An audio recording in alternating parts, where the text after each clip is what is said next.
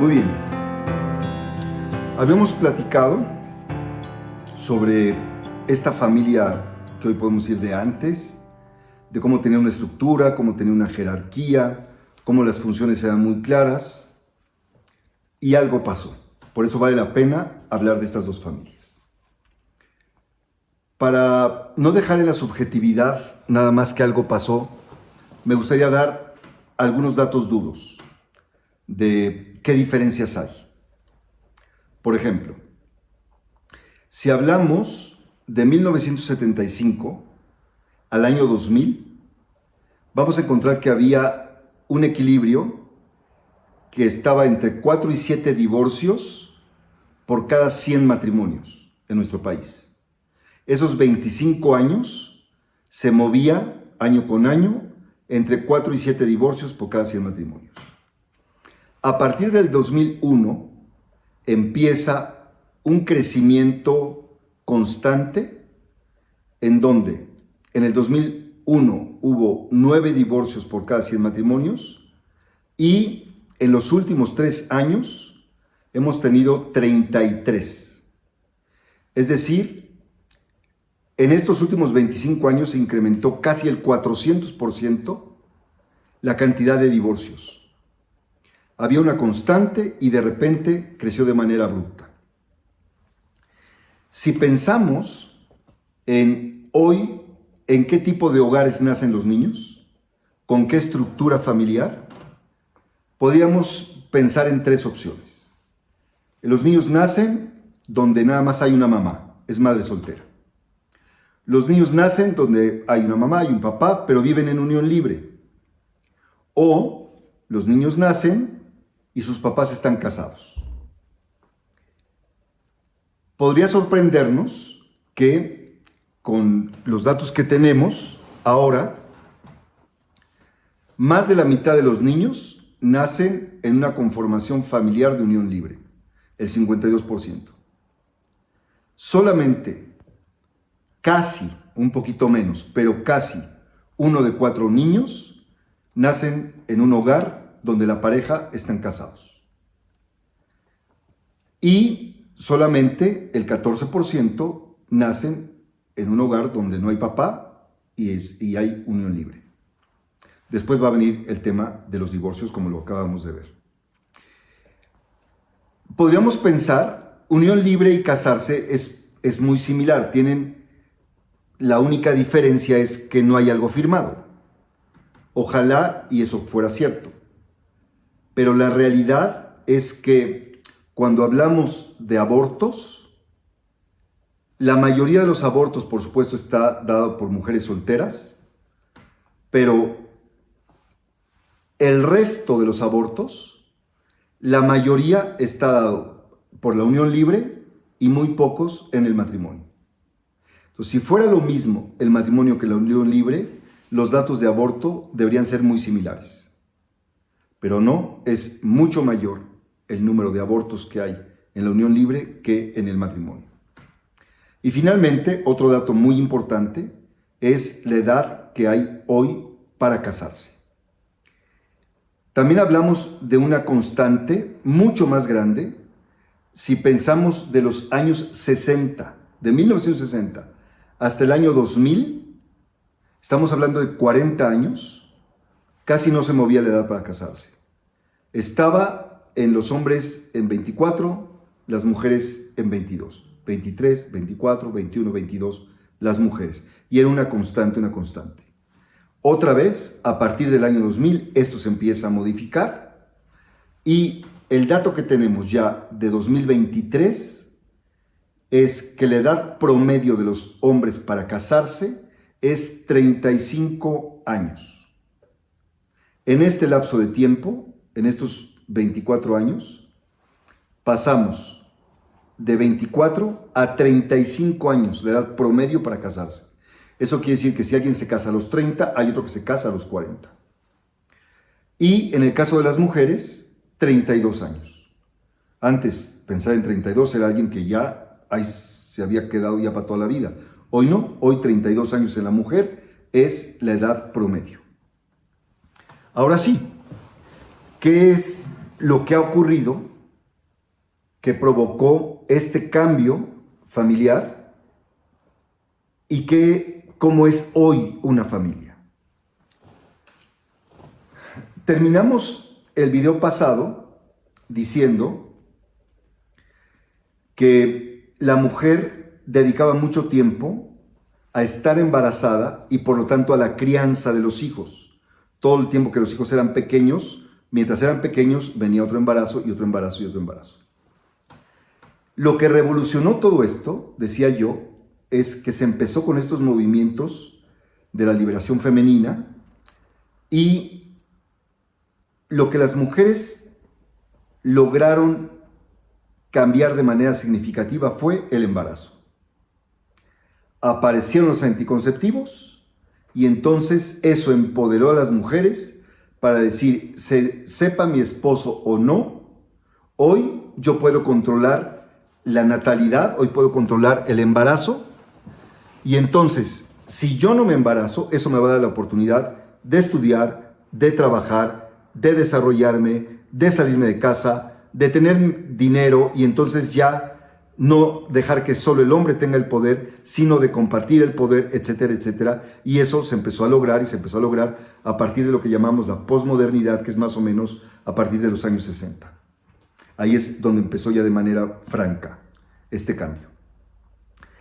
Y como analizamos la familia anterior, por supuesto que era muy importante que la mujer dejara de tener ese autoritarismo en su espalda todo el tiempo, ese juego por el poder todo el tiempo en donde había un abuso, desde luego no en todos los casos, pero sí en la mayoría de los casos, donde la mujer incluso estaba acostumbrada al abuso. El problema es que la mujer busca el cambio, pero toma como modelo el peor modelo que pudo haber elegido. La cosa falló porque el modelo que la mujer elige es al hombre. Y es el modelo que veíamos que estaba peor, que estaba mal, era el modelo que teníamos que destruir, y entonces lo que la mujer hace no es pensar en buscar una nueva conformación de relación de pareja, sino tener los mismos, entre comillas, derechos que tiene el hombre. Y estos derechos tienen que ver con si él sale, yo salgo, por supuesto, si él trabaja, yo trabajo, si él gana dinero, yo gano dinero, si él estudia, yo estudio, eso está muy bien, pero también es, si él es infiel, yo también soy infiel. Si él es mentiroso, yo también soy mentiroso. Si él se va con sus amigos y llega hasta la madrugada, yo también tengo ese derecho.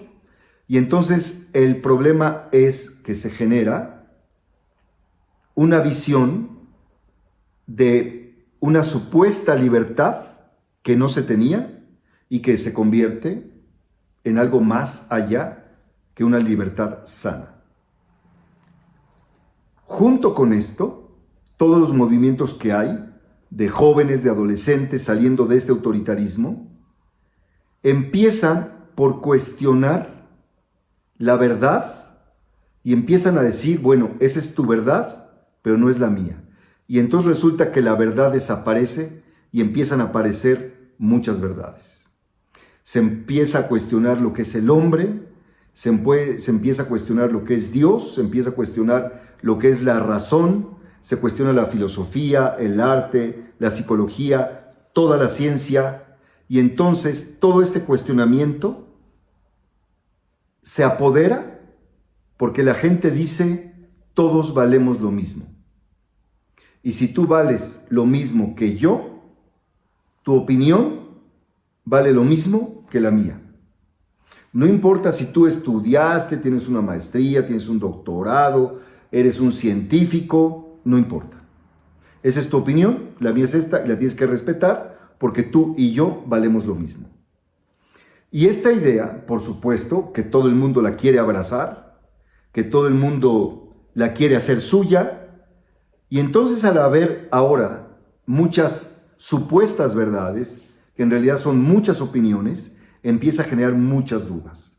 Entonces, ¿qué es lo correcto? ¿Qué es lo incorrecto? ¿Qué me conviene? ¿Qué no me conviene? Y lo que se genera en realidad es una sociedad llena de incertidumbre y llena de confusión. El hombre empieza a cambiar su rol, empieza a meterse un poco más a la crianza de los hijos, empieza a cambiar pañales, empieza a cargar a los hijos, empieza a ser un poco más sensible con su pareja, a mostrar un poco de cariño, porque antes estaba como prohibido expresar sentimientos. Un hombre no solamente no podía llorar, sino no podía mostrar abiertamente sus sentimientos. Empieza a ser más sensible, a mostrar sus sentimientos, y algo muy importante, el hombre empieza a aceptar que los dos deben trabajar o pueden trabajar. Y esto que parece una gran oportunidad para la mujer, y que de hecho lo es, convirtió a una mujer ahora en alguien que hoy tiene que tener éxito laboral para que sea valorada como mujer, tiene que seguir siendo ama de casa y tiene que seguir siendo madre. Y entonces, lejos de ganar algo, ahora se complicó aún más. Porque hoy una mujer tiene que salir horas a trabajar, porque ahora tiene que aportar dinero a la casa, y después de esas horas de trabajar, tiene que ver que esté funcionando bien la casa, y tiene que ver que estén funcionando bien los hijos. El hombre no cambió parcialmente, pero la mayoría de los hombres conservaron el lugar que tenían. Y entonces, lejos de que esto realmente hiciera más felices a las mujeres, hoy las hace estar más ocupadas. Ciertamente, el hecho de que se desarrollaran profesionalmente, de que ganaran dinero, ayudó a equilibrar el poder, ayudó a equilibrar las discusiones, ayudó a equilibrar la autoridad, pero desafortunadamente trajo otras cosas negativas. La primera, muy importante, en el video pasado les decía yo que la figura paterna se regía mucho psicológicamente por una frase que decía: no es necesario que el padre falte para que falte. Y hoy, psicológicamente, el tema se nos duplicó. Porque hoy también tenemos que decir algo que antes no decíamos, que es: no es necesario que la madre falte para que falte. Y lo entiendo perfecto.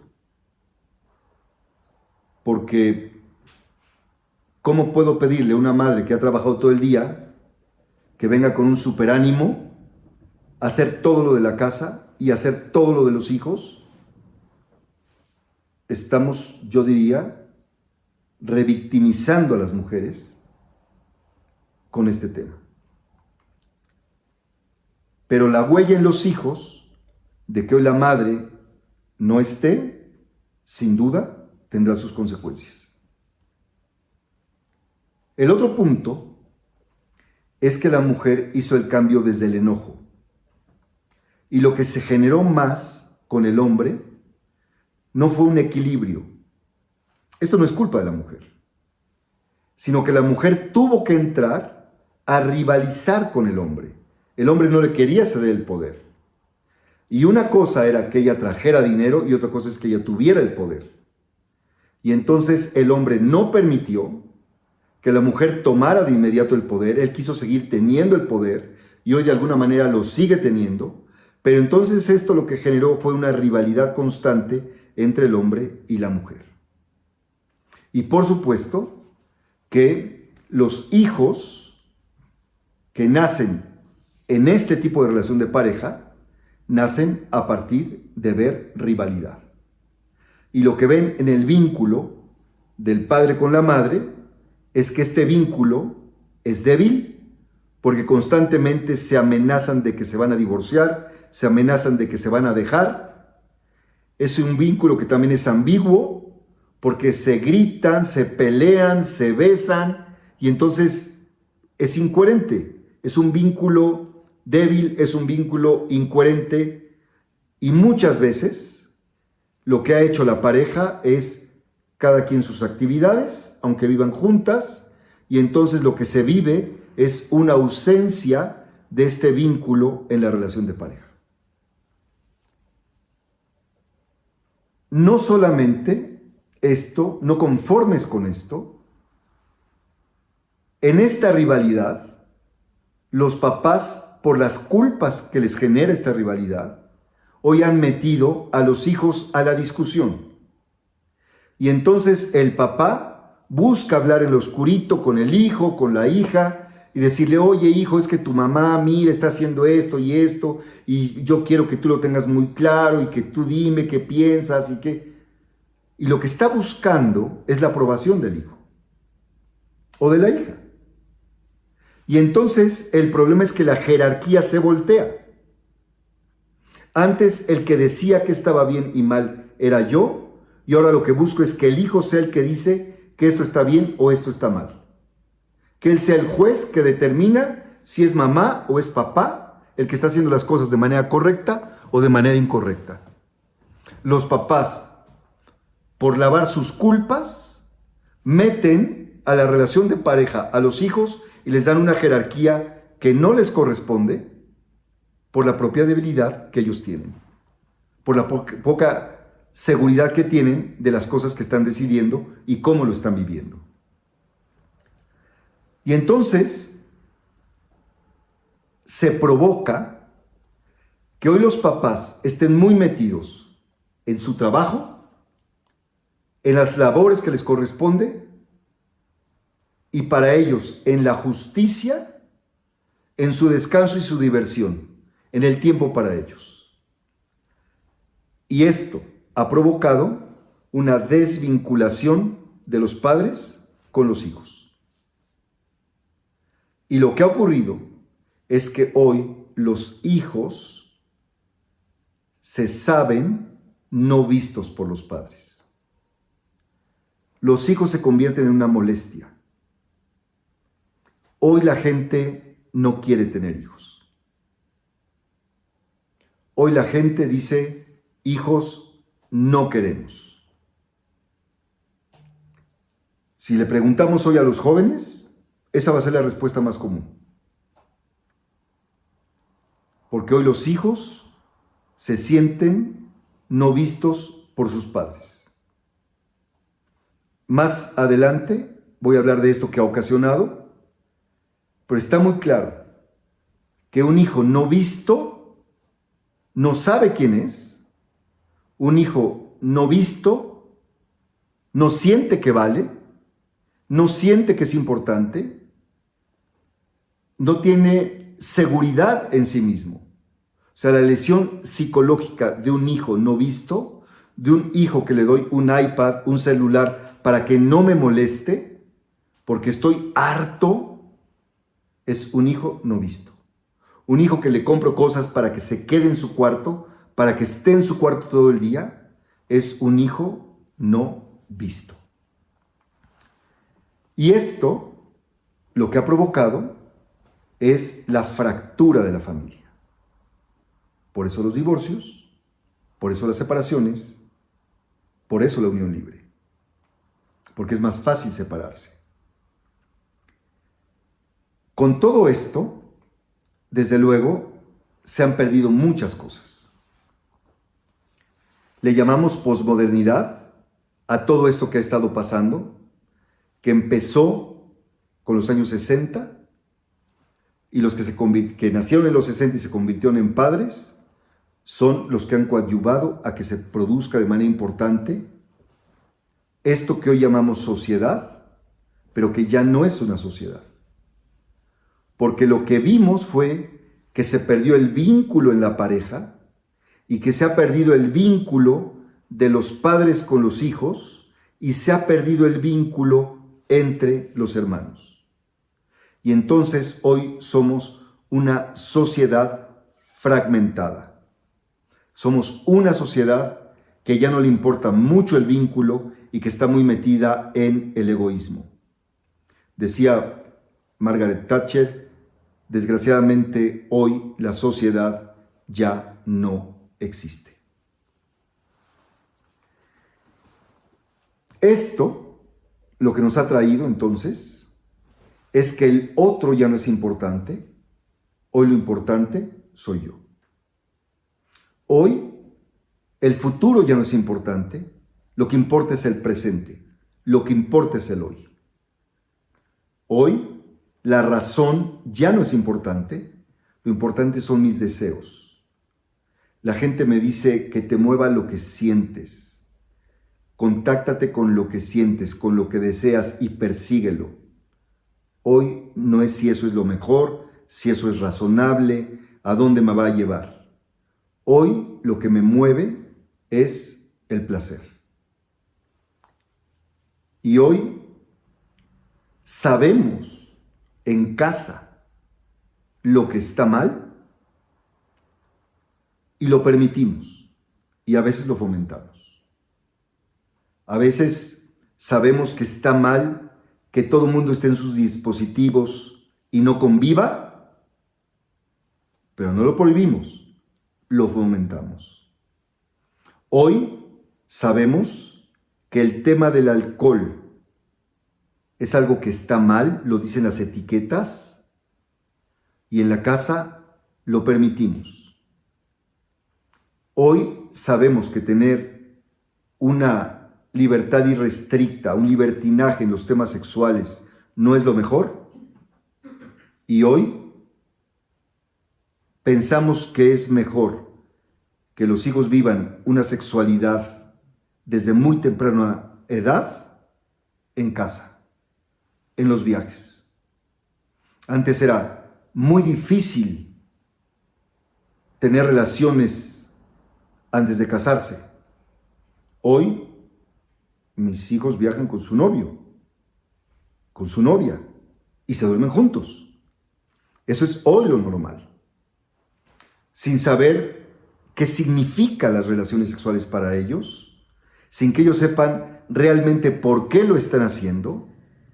Y sí es importante tener claro que lo que más mueve hoy a la genitalidad es que no hay vínculos, que no me siento visto, y la genitalidad es una forma de sentir que puedo ser parte de alguien, de pertenecer a alguien y que ese alguien me mira. En una fantasía. Porque la genitalidad, por supuesto, no es eso.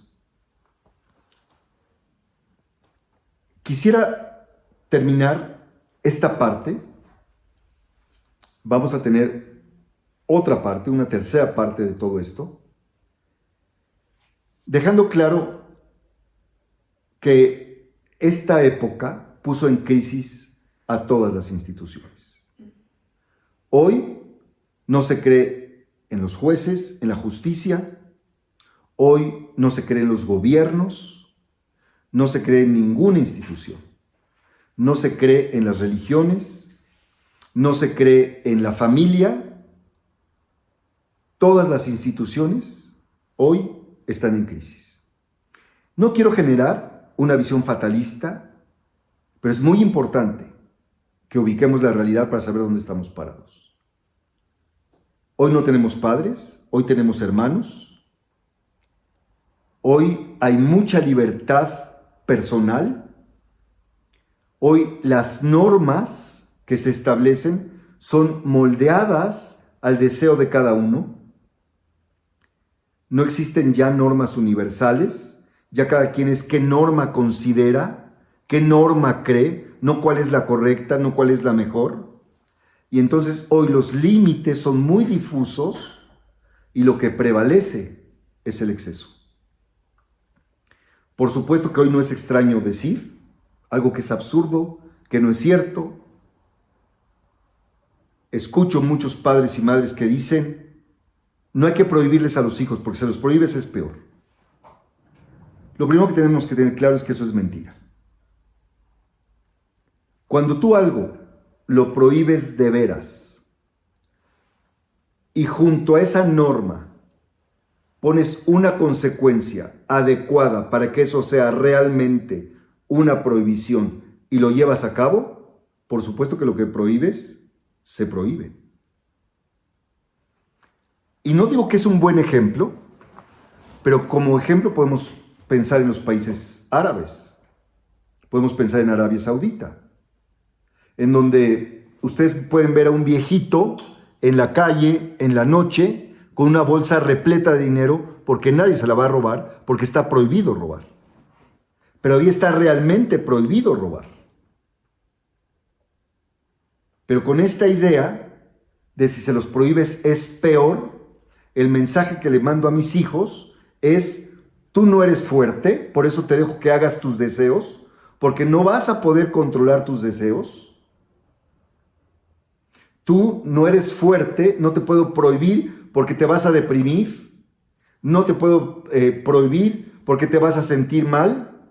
No te puedo prohibir porque piensas que estoy viejo. No te puedo prohibir porque entonces vas a tener una imagen negativa de mí, como si yo no te quisiera. Y si tú me lo dices, pues te voy a creer. Y entonces hoy nos hemos vuelto totalmente permisivos y lo que hemos hecho es que nuestros hijos se vuelvan muy frágiles, que no toleren la frustración, que ante cualquier frustración abandonen porque no hay vínculo, y eso provoca que los trabajos no duren, que se cambien fácilmente de trabajo, que cambien fácilmente de pareja, que cambien fácilmente de religión, que cambien fácilmente de amigos, y por eso le hemos llamado la generación de cristal, porque son muy frágiles. Nos quedamos aquí reflexionando en esto y esperamos la tercera parte sobre esto para poder pasar a otros temas sobre la familia que nos van a poder ayudar a comprenderlo mejor, teniendo claro todo esto que hemos venido haciendo. Muchas gracias.